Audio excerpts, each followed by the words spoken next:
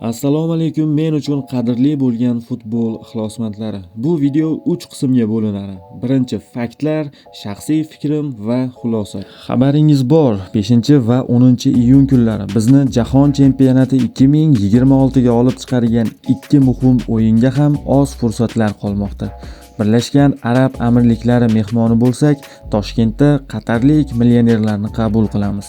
Abduqodir Husanov yozdagi FIFA kunlariga kelmasligi mumkin. Yaqin daqiqalar ichida to'liq sabablarini ko'rib chiqamiz. Eslatma: bir kishi faqatgina bir dona like tugmasini bosishi mumkin. Ikkita bosa olmaysiz. Lekin kommentda istalgancha fikr yozish ixtiyori sizda bor. Avval tavsiyani ko'rib olamiz va faktlarga o'tamiz. Uyga pul yuborish uchun ertalab bankka bormoqchi bo'lyaptimi-deng? Xo'sh, nima qilib shunga? Buni qara, tezda degan programma topdim. Bu programma bilan Rossiyadan O'zbekistonga, O'zbekistondan Rossiyaga yaxshi kurslarda pul yuborsa bo'lar ekan.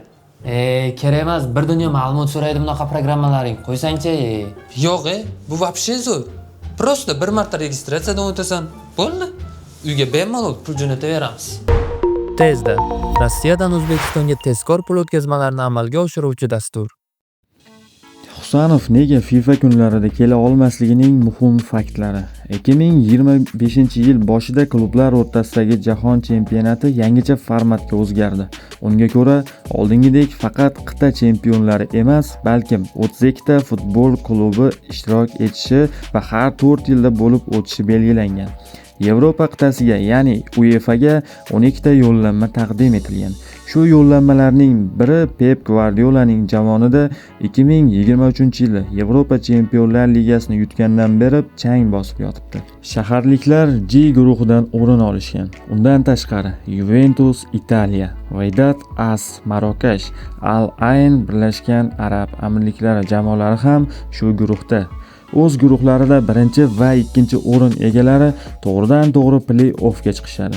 Pep jamoasi uchun esa yaxshi daromad, omadi kelsa yangicha formatdagi ilk chempionlikni qabul qilishi mumkin. Ayniqsa bu mavsumda bu juda kerakli. Klublar o'rtasidagi jahon chempionati 15-iyundan boshlab 13-iyulgacha davom etadi.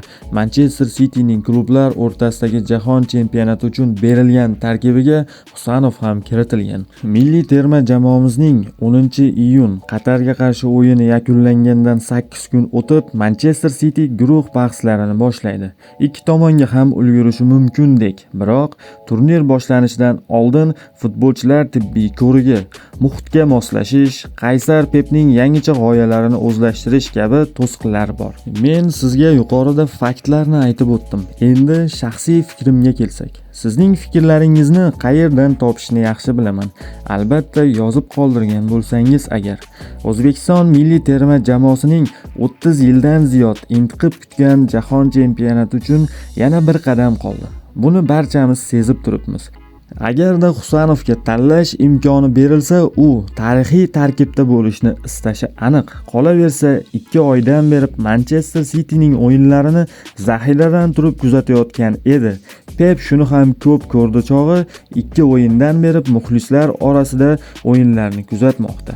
Abduqodir FIFA kunlarida bor kuchini ko'rsatib, Cityga messenj yo'llashi mumkin. Eldordan so'rasa, buni turlicha usullarda tushuntirib beradi. Xullas, xulosa qiladigan bo'lsak, agarda Pep Guardiola futbolchini alohida chaqirib gaplashib olib qolmasa, Husanov albatta terma jamoaga kelishi kutilmoqda. Oldin FIFA kunlarida klublar futbolchini qo'yib yuborishga majbur bo'lardi. Klublar o'rtasidagi mundial ham FIFA ga tegishli bo'lganligi uchun tanlov faqat futbolchining o'zida qolmoqda. Umid qilamizki, Husanov bilan yoki usiz ham Birlashgan Arab Amirliklarini yutishga va tarix yozishga qurbimiz yetarlicha.